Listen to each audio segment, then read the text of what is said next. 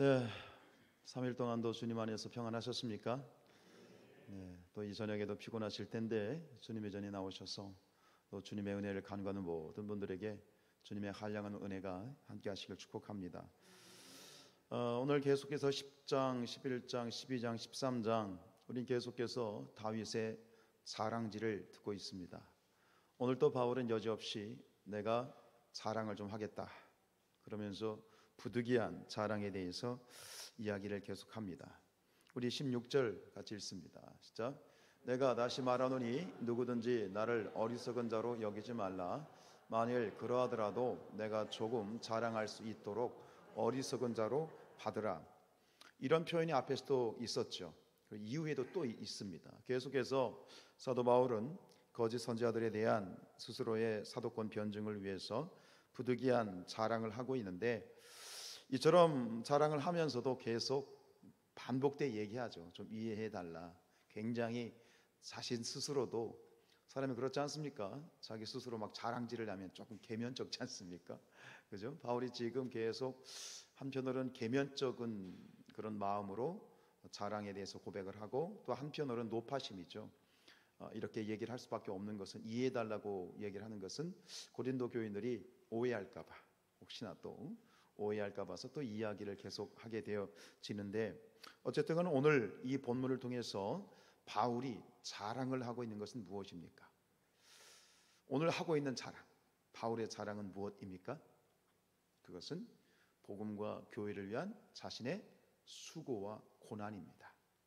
내가 복음을 위해서, 주님을 위해서, 그리고 너희 교회를 위해서 내가 이러이러한 수고와 고난을 내가 감수했다라고 하는 그런 부분을 지금 이렇게 자랑을 하고 있는 거죠. 그러면서 이것이 결국은 뭡니까? 진짜 사도와 거짓 사도의 가도를, 진짜와 가짜를 분별할 수 있는 기준이 또 되는 것이고,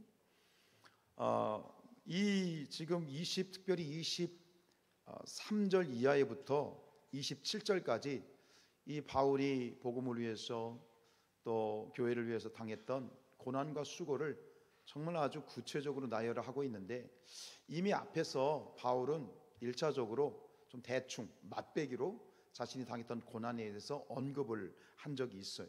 그게 6장, 고린도후서 6장 4절과 5절입니다. 일단 이 말씀을 읽어보도록 하죠. 시작. 오직 모든 일에 하나님의 일꾼으로 자천하여 많이 견디는 것과 환난과 궁핍과 고난과 매맞음과 갇힘과 난동과 수고로움과 자지 못함과 먹지 못함 가운데에서도 나는 복음을 증거했고 하나님의 일을 감당했다. 이렇게 이제 두리뭉실하게, 그게 이제 수박 겉핥기식으로 이렇게 맛배기를 얘기했는데, 그것에 대해서 오늘 본문은 아주 구체적으로 어떠한 일이 있었는지를 자세하게 나열을 하고 있는데, 오늘 말씀을 쭉 여러분들이 우리 함께 읽었습니다만, 참 이게 생각할수록 이것은 일반적인 인간이 감당할 수 있는 그런 고난의 수준이 아닙니다. 그렇죠? 이것은 어떤 초월적인, 정말 어떻게 이럴 수 있을까 할 정도의 어마어마한 그러한 고난과 수고를 바울이 했던 것을 볼 수 있습니다. 결국은 이것은 바울이 자신의 생애를 전적으로 하나님 앞에 위탁을 하고 헌신을 결정했기 때문에 또 가능한 일이었겠지요.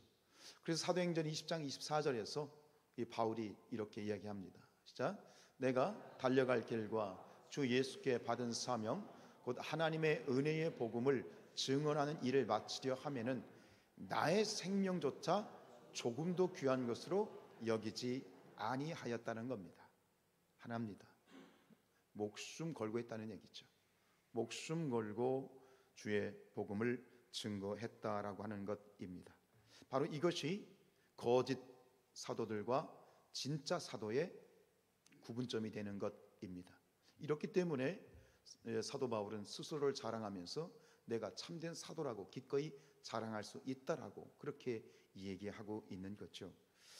이 거짓 사도들은 이 바울이 당했던 이런 어마어마한 고난을 겪을 필요가 없었습니다. 그리고 추워도 이런 고난을 겪고자 하는 마음도 추호도 없었을 것입니다. 왜냐하면 이들의 목적은 오직 한 가지입니다. 복음입니까? 교회입니까? 하나님의 나라입니까? 아니죠. 자기 자신이었던 거죠.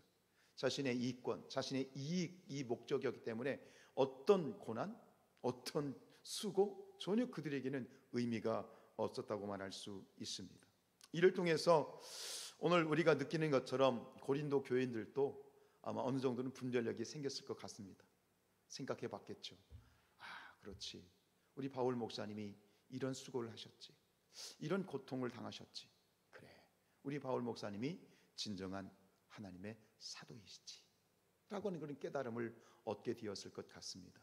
그리고 이것은 다시 우리의 삶에 다시 한번 녹아져야 되는 것은, 역시 우리도 마찬가지로 참된 신앙이 무엇인가, 참된 그리스도인의 삶이 무엇인가를 우리가 이야기했을 때, 그것은 오늘 바울이 이야기했던 것처럼 기꺼이 하나님을 위해서, 복음을 위해서, 교회를 위해서 수고와 고난을 감당할 수 있느냐의 문제가 아니겠는가.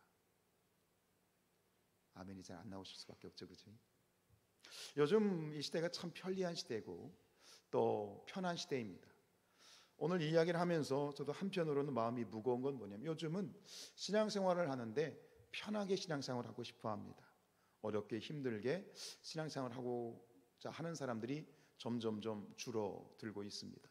그냥 내 편한 대로, 내 편한 시간에 부담 갖지 않고, 그죠?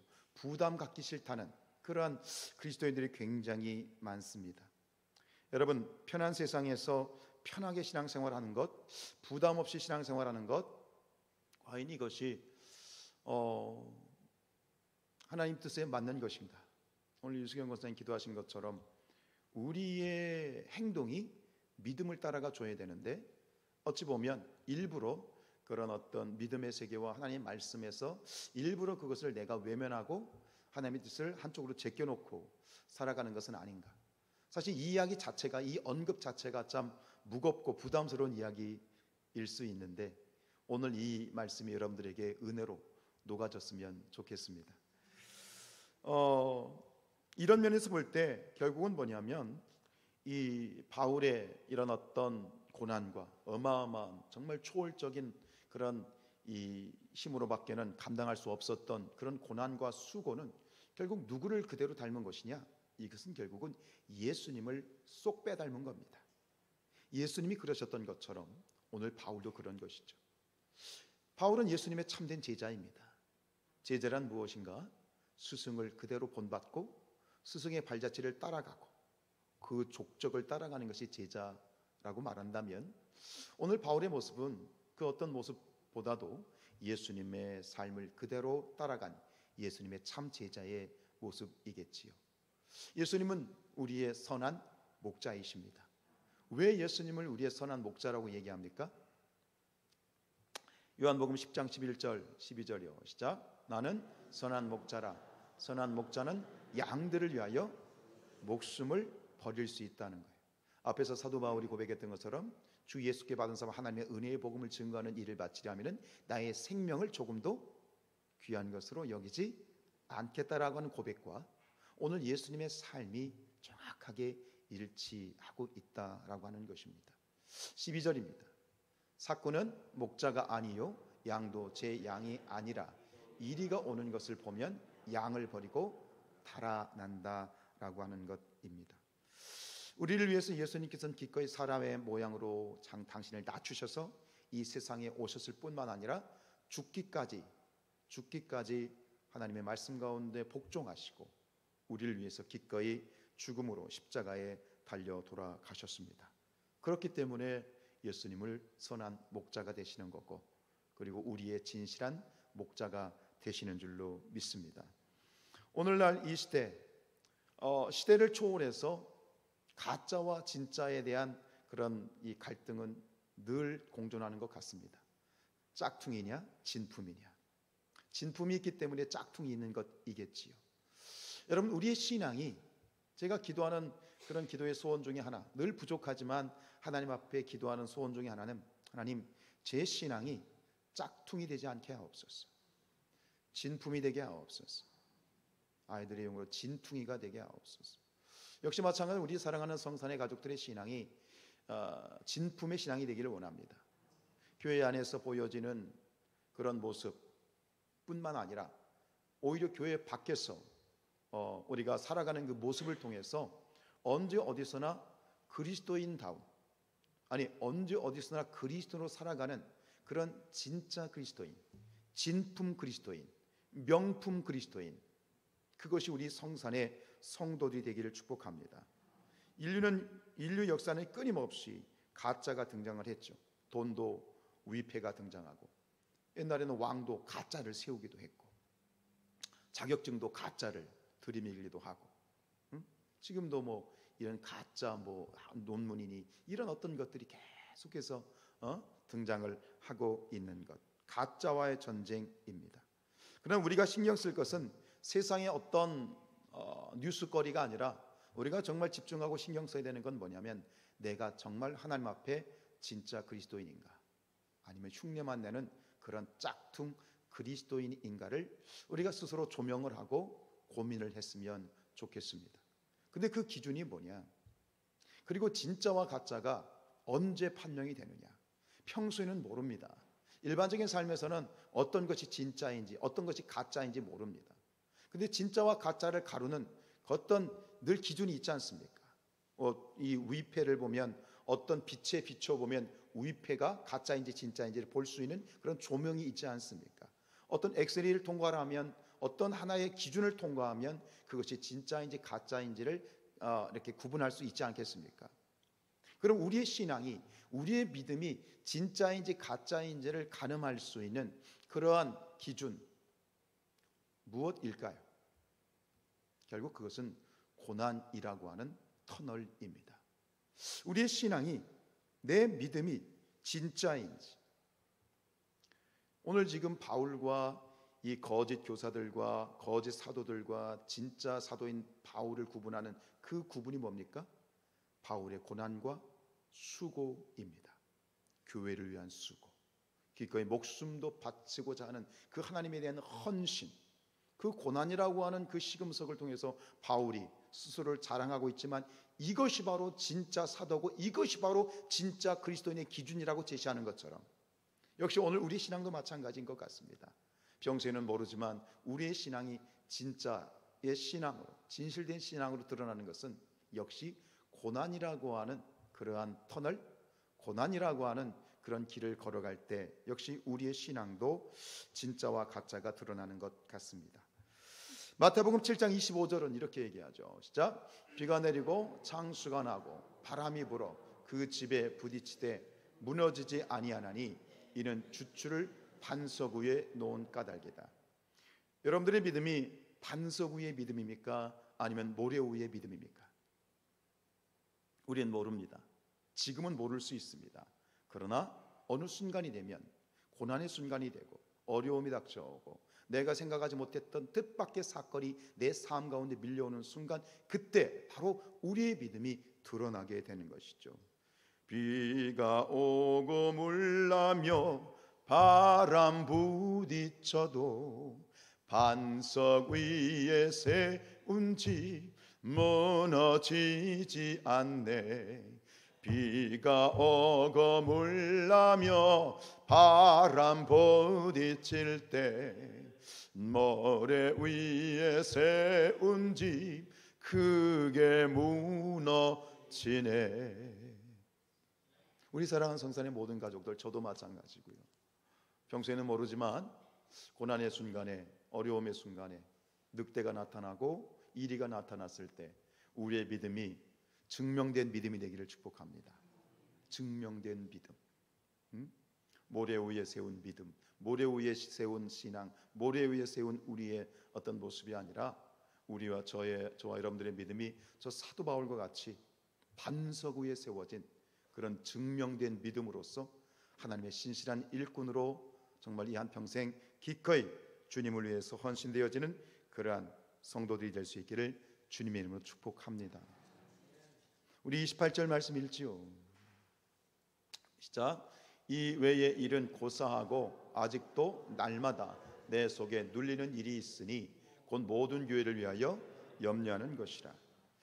여러분, 이 말이 무슨 말인지 이해가 되십니까? 이 말을 제대로 이해하면 헉하게 됩니다. 무슨 얘기냐면 지금 바울이 말한 앞에서 얘기했던 어마어마한 이런 고통보다도 더 큰 고통이 나를 짓누르고 있다는 얘기입니다. 말할 수 없는, 형언할 수 없이 당했던 그 고통은 아무것도 아니라는 얘기입니다. 지금 바울의 마음을 짓누르고 있는 어마어마한 고통이 있다는 얘기입니다. 근데 그 고통이 무엇입니까?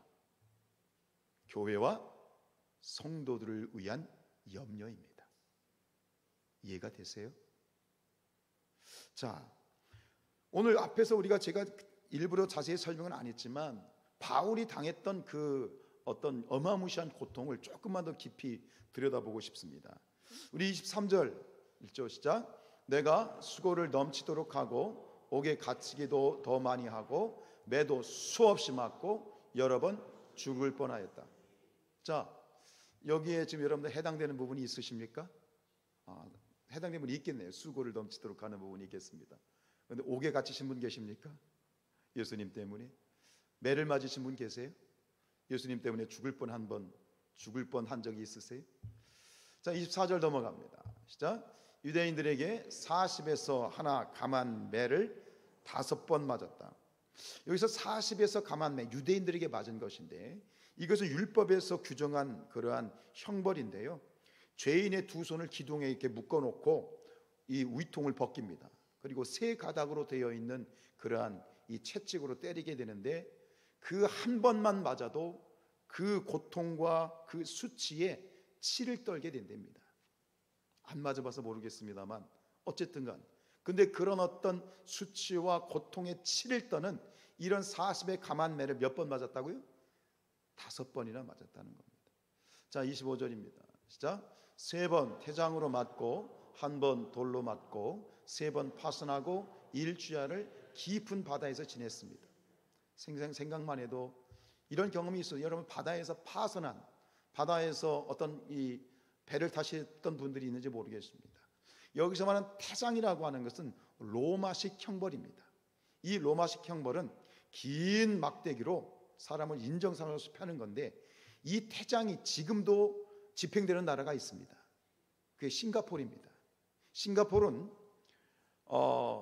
형벌을 어떤 죄를 지면 형벌을 하는데 구체적으로 말씀드릴 수는 없고 일단 이 태장 때리는 겁니다. 긴 막대기로 때리는데 그 때릴 때 보통 사람이 때리지 않고 이 무술의 고수가 때린답니다. 그래서 한 대만 제대로 이 무술 고수가 한 대만 제대로 때려도 몸에 쫙쫙 갈라지고 피투성이가 된다는 거예요. 그래가지고 옆에 간호사를 대동해 놓고 의사를 대동해 놓고 때리는 거예요. 때리면서 죽기 전까지 때리는 거예요. 이 태장이라고 하는 건 그냥 매가 아니 그냥 이렇게 때리는 게 회초리가 아닙니다.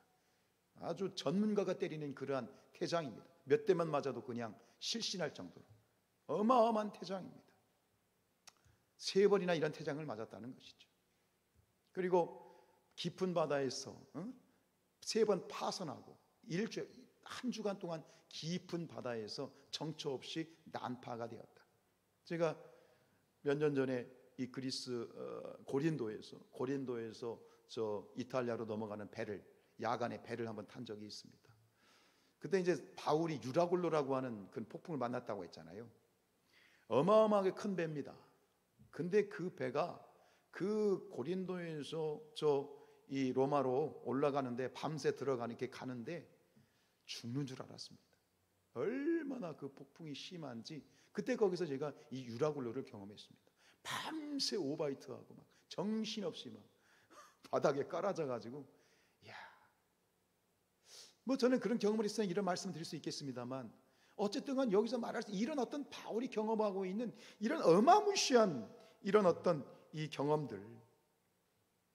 자, 26절 27절 읽지요. 진짜 여러 번 여행하면서 강의 위험과 강도의 위험과 동족의 위험과 이방인의 위험과 시내의 위험과 광야의 위험과 바다의 위험과 거짓 형제 중의 위험을 당하고 도대체 이게 상상이나 이 중에 어떤 부분이 또 우리는 경험되어질 수 있겠습니다만 이게 상상이나 할 만한 일인가?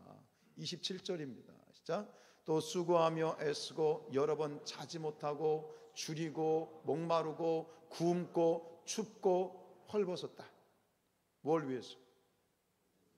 복음을 위해서. 복음 증거하다가 이랬다는 거예요.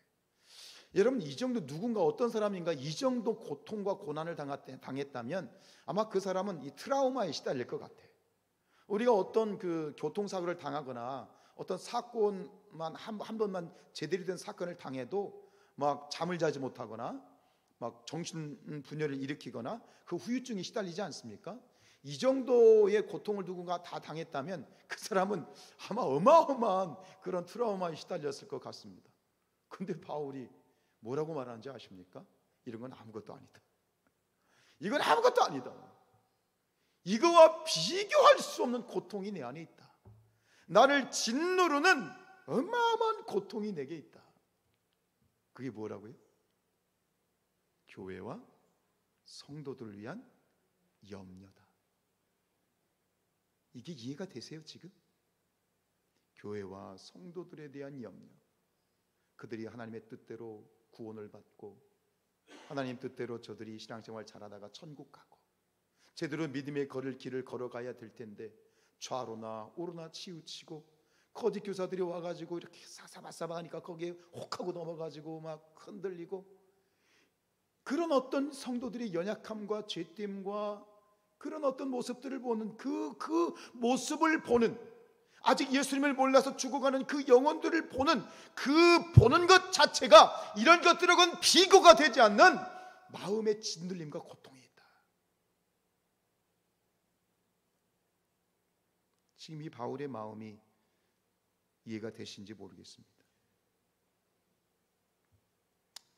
죽을 만큼 매를 맞는 그런 상황 가운데에서도 지금 뭐 어떻게 될지 모르고 배가 막 표류해가지고 일주일 동안 방향도 못 잡고 있는 상황 가운데에서 먹을 것도 없고 지금 굶주리고 헐벗고 당장 배고파 죽을 것 같은 그 상황 가운데에서도 오직 바울의 관심은, 바울의 생각은 누구에게 꽂혀 있는 거예요? 교회와 성도들 생각뿐인 거야. 교회와 성도들 생각뿐인 거예요. 여기서 말하는 이 염려가 뭐냐면, 이 염려는 영어로 보면 관심이란 말로 표현되어 있어요. 교회를 위한 관심. 여러분, 우리 성산교회를 사랑하십니까? 세상에 그 어떤 고통과 그 어떤 어려운 문제가 내 삶 가운데 있어도 가장 우선적으로 이 교회를 걱정하고 이 교회를 관심을 갖고 이 교회가 교회되고 성산교회가 성산교회되고 하나님이 기뻐하시는 그런 교회가 되기를 여러분 원하시지요? 이게 바울의 마음이었습니다. 저는 이게 솔직히 상상이 안 가는 게, 그 어마어마한 고통 가운데서 어떻게 이럴 수 있을까? 결국은 바울이 했던 이 교회와 성도들에 대한 염려는 결국 다르게 얘기하면 그 관심은 결국 교회와 성도들을 위한 뭐다? 사랑이었던 거죠. 어마어마한, 말할 수 없는 어마어마한 고통과 고난을 이길 수 있었던 것은 교회와 성도들을 위한 더 큰 염려가 있었기 때문에, 더 큰 사랑이 있었기 때문에 바울은 그런 어마어마한 고통과 고난을 통과하고 이길 수 있었다라고 저는 그렇게 생각이 됩니다. 우리 28절 말씀을 다시 한번 보죠. 28절 시작. 이 외의 일을 고사하고 아직도 날마다 내 속에 눌리는 일이 있으니 모든 교회를 위하여 염려하는 것이라. 내 속에 눌리는 일. 여러분들 지금 여러분들의 마음을 짓누르고 있는 그런 일이 무엇이 있습니까? 마음을 누른다라고 하는 게 뭐냐? 마음을 누르는 일은 결국 우리의 삶 가운데에서 우리가 겪는 스트레스라고 저는 말하고 싶습니다. 스트레스. 마음을 짓누르는 스트레스. 근데 여러분, 스트레스도 종류가 많아. 만병의 근원은 뭐다? 스트레스라고 얘기하잖아요. 부정적인 스트레스도 있겠습니다만 우리에게 오늘 얘기하는 것은, 바울은 그 모든 부정적인 스트레스를 날려버리는 거룩한 스트레스를 가지고 있더라는 거예요. 관심이죠. 사랑은 스트레스입니다. 내가 사랑하는 사람을 어떻게 기쁘게 해줄까? 아주 긍정적인 스트레스죠. 여러분, 스트레스가 나쁜 것만은 아닙니다. 스트레스가 있어서 결국은 우리가 우리의 삶을 점검하게 되고 균형 잡힌 삶을 살아갈 수 있게 되는 것이죠. 언젠가도 말씀드렸지만 체질적으로 제가 들었던 얘기, 제 체질이 태음인이라는 체질입니다. 근데 태음인이 그렇다고 하지 않습니까? 태음인은 하늘이 무너질 것을 걱정하는 사람이야. 하늘이 무너질 것을 늘 스트레스를 받고 사는 사람이야. 그게 저예요. 그런데 그런 스트레스를 받기 때문에 늘 그런 성격을 가진 사람은 어떻게 해요? 늘 미리미리 앞일을 계산하고 앞일을 대책을 세우는 또 긍정적인 측면도 있습니다. 어쨌든 간 여러분, 오늘 이 사도 바울이 아주 거룩한 스트레스를 받고 있습니다. 교회를 위한 스트레스, 하나님의 나라를 위한 스트레스. 그 스트레스가 오늘 우리의 동일한 바울과 같은 그런 스트레스를 우리가 갖기를 축복합니다. 염려입니다. 무엇을 위한 염려? 교회를 위한 염려. 오늘 우리 성산교회가 하나님 안에서 하나님이 기뻐하시는 거룩한 아름다운 교회가 되기를 원합니다. 우리 성산교회 모든 성도들 한 사람 한 사람이 정말 하나님의 뜻 가운데 아름답게 세워지는 그런 교회가 되기를 축복합니다. 이 세상 가운데 하나님의 마음을 닮아서 하나님의 마음이 있는 곳에 우리의 마음이 향하고 하나님이 원하시는 일을 이 세상 가운데 행할 수 있는 그런 거룩한 정말 아름다운 하나님의 마음을 시원하게 해드릴 수 있는 그런 교회가 되기를 축복합니다. 그걸 위해서는 뭐가 필요하느냐? 수고와 헌신이 필요합니다. 네, 어떤 분들은 좋습니다. 나는 부담 없이 신앙생활하고 싶습니다. 좋습니다. 오케이입니다. 그렇지만 누군가는 이 바울과 같이 묵묵히 헌신하고 충성하고 고난과 고통의 자리에서 복음을 증거하고 하나님의 일을 알아주지 않든 열심히 애쓰고 수고하는, 손에 흙을 묻히고 손에 때를 묻히고 헌신의 종이 필요한 것이죠. 그런 종들을 통해서 오늘도 하나님께서는 이 성산교회를 아름답게 세워 가시는 줄로 믿습니다. 오늘 우리가 부르게 될 찬양은 이런 찬양입니다. 이런 교회 되게 하소서. 진정한 예배가 솜씨는 교회, 주님이 주인 되시는 교회, 믿음의 교회가 쌓이는 교회, 최고의 찬양을 드리는, 말씀이 살아 움직이는 교회, 성도의 사랑이 넘치는 교회, 섬김과 헌신이 기쁨이 되어 열매 맺는 아름다운 교회, 주님의 마음 닮아서 이웃을 사랑하는 교회, 주님의 영광을 위해서 빛 되신 주님 전하는 교회, 사랑의 불꽃이 활짝 피어나 날마다 사랑에 빠지는 교회, 주께서 사랑하는 우리 교회가, 이런 교회가 되게 하소서. 우리 사랑하는 성산교회가 이런 교회가 되기를 원합니다. 여러분이 성산교회가 부흥하기를 원하십니까? 아름다운 교회가 되기를 원하세요? 진짜요? 하나님의 마음을 흡족하게 해드리는 교회가 되기를 원합니까? 그렇다면 이 교회에 헌신이 필요합니다. 심은 대로 거두는 겁니다. 심은 대로 거두는 겁니다. 심지도 않은데 거두는 것은 도둑놈 심보입니다. 기도를 심어야 됩니다. 헌신을 심어야 됩니다. 예배를 심어야 됩니다. 순종을 심어야 되고요. 저와 함께 우리 모두가 이 성산교회가 정말 하나님을 기쁘시게 하는, 하나님의 기쁨이 되는, 하나님의 사랑이 되는 그런 교회가 되기 위하여 다시 한번 내가 나의 믿음이 정말 하나님 앞에 진짜 믿음인지, 아니면 짝퉁의 믿음을 따라가고 있지는 않은지, 형식적인 종교인으로서의 삶을 살고 있지는 않은지, 내가 진정한 신앙인으로서 하나님이 기뻐하시는 일꾼으로 서고 있는지 한 번쯤 생각해 볼 수 있는 이 밤이 될 수 있기를 주님의 이름으로 축복합니다.